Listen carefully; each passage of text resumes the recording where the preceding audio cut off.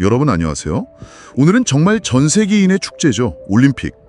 그 흥미진진한 이야기 속으로 한번 깊이 들어가 보겠습니다. 네, 안녕하세요. 여러분이 보내주신 자료들을 보니까요. 이 고대 그리스에서 시작된 그 열정부터 또 근대 올림픽의 부활, 그리고 우리한테는 정말 특별한 기억이잖아요. 그렇죠. 88 서울 올림픽. 네, 1988년 서울 올림픽까지 그 핵심적인 순간들 오늘 제대로 한번 짚어보겠습니다. 바로 시작할까요? 네, 좋습니다. 올림픽이 단순히 그냥 스포츠 행사가 아니라는 점 보내주신 자료들에서도 잘 나타나는데요. 시대의 거울 같아요. 시대의 거울이요? 네, 고대 종교 제전에서 출발했죠. 그리고 한 교육자의 이상, 또 국제정치 현실 같은 것들이 막 얽히면서 지금의 모습이 된 거거든요. 그 여정을 한번 따라가 보시죠. 좋습니다. 그럼 첫 걸음은 역시 고대 그리스겠죠? 자료 보니까 기원전 776년 제우스 신을 기리는 행사로 시작됐다는데 이거 맞나요? 네, 맞습니다. 올림피아에서 4년마다 열렸고요. 헤라클레스가 창시자다, 뭐 이런 신화도 있고요. 아, 신화도 있군요. 네, 그리고 중요한 게 이 기간 동안에는 도시국가들끼리 전쟁을 멈췄어요. 신성 휴전, 뭐 올림픽 휴전이라고도 하죠. 전차까지 멈췄다니 대단하네요. 당시 사람들은 어떤 경기를 제일 좋아했어요? 자료 중에 보니까 전차 경주 인기가 엄청났다고 하던데요. 아, 맞아요. 전차 경주 정말 위험했는데도 관중들은 열광했죠. 그리고 그 레슬링이란 복싱 합친 거 있잖아요. 판크라티온 말씀이시죠? 네, 판크라티온.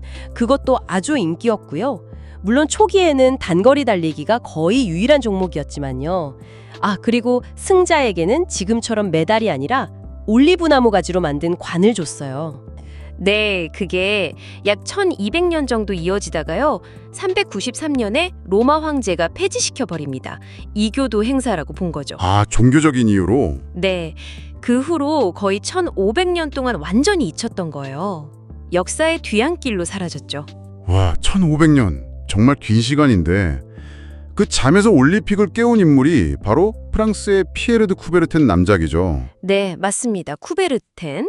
자료를 보면 이분이 단순히 그냥 고대 올림픽이 멋있어서 뭐 이런 이유만은 아니었던 것 같아요. 뭔가 현실적인 이유가 있었다고요. 그렇습니다. 그게 중요해요. 쿠베르텐은 그 프로이센 프랑스 전쟁 아시죠? 네, 프랑스가 졌던. 네, 그때 패배 원인 중 하나로 프랑스 청년들의 체력이 너무 약하다. 이걸 꼽았어요. 그래서 스포츠를 통해서 교육도 시키고 체력도 기르고 더 나아가서는 국가 간의 평화도 좀 증진해보자. 이런 꿈을 꾼 거죠. 아, 교육과 평화. 네, 그래서 정말 열정적으로 노력해서 1894년에 국제올림픽위원회 IOC를 만들고요. 2년 뒤인 1896년에 아테네에서 제1회 근대올림픽을 열게 됩니다. 드디어 부활했군요. 근데 그 자료 속 초기 포스터를 보니까 지금 우리가 아는 오륙 마크가 없더라고요. 대신 개최국 국기가 그려져 있고 초창기엔 좀 다른 모습도 있었나 봐요. 네, 맞아요. 초기에는 아무래도 좀 민족주의적인 색채가 강했고요. 또 뭐랄까 서구 중심적이고 남성 중심적인 그런 한계도 분명히 있었죠. 이상과 현실 사이의 간극이랄까요? 그렇군요. 그런 과정을 거쳐서 발전해 온 거네요. 네, 그렇죠. 자, 그럼 이제 우리의 이야기로 넘어가 볼까요? 1988년 서울올림픽. 네, 드디어 보내주신 자료들 보니까 유치 과정 자체가 정말 한편의 드라마더라고요. 맞습니다. 당시 경쟁 상대가 일본의 나고야였잖아요. 경제대국. 네, 그렇죠. 쉽지 않았겠네요. 그렇죠. 한국은 그때만 해도 전쟁, 분단 이런 이미지가 강했고요. 심지어 70년대에 아시안게임 유치했다가 포기한 적이 있어서 국제사회에서 신뢰도도 좀 낮았어요. 자료에도 나오죠. 내부 반대도 심했고. 정말 다윗과 골리앗 싸움이었네요. 그런데 어떻게 유치에 성공한 거죠? 그야말로 기적이었죠. 당시 현대그룹 회장이었던 정주영 회장이 유치위원장을 맡아서 정말 필사적으로 뛰었습니다. 특히 자료에 아주 상세히 나오는데 IOC 위원들을 그냥 단체로 만난 게 아니라 한 명 한 명 개별적으로 접촉했어요. 아, 개별 전략? 네, 맞춤형 설득 전략, 이게 주요했어요. 예를 들면 선진국 위원한테는 일본 견제해야 하지 않겠냐 이런 식으로, 또 개발도상국 위원한테는 우리도 당신들처럼 어려움을 겪었다, 뭐 이런 동질감을 부각하는 거죠. 위원 부인들한테 꽃다발 선물한 건 유명한 일화고요. 와, 정말 치밀했네요. 아디다스 회장 도움도 있었다는 내용도 있던데요. 네, 맞아요. 아디다스 회장이 지원 약속을 해준 것도 큰 힘이 됐죠. 결국 1981년에 바덴바덴 총회에서 모두의 예상을 깨고 서울이 딱 개최지로 선정된 겁니다. 정말 영화 같은 이야기네요. 개최 자체도 큰 의미지만 이 서울올림픽이 우리 한국 사회에 미친 영향은 정말 엄청났잖아요. 네, 맞습니다. 한강의 기적을 전 세계에 제대로 알리고 한국의 국가 이미지를 정말 긍정적으로 바꾸는 결정적인 계기가 됐죠. 그렇죠. 이걸 위해서 서울도시 전체가 막 바뀌었어요.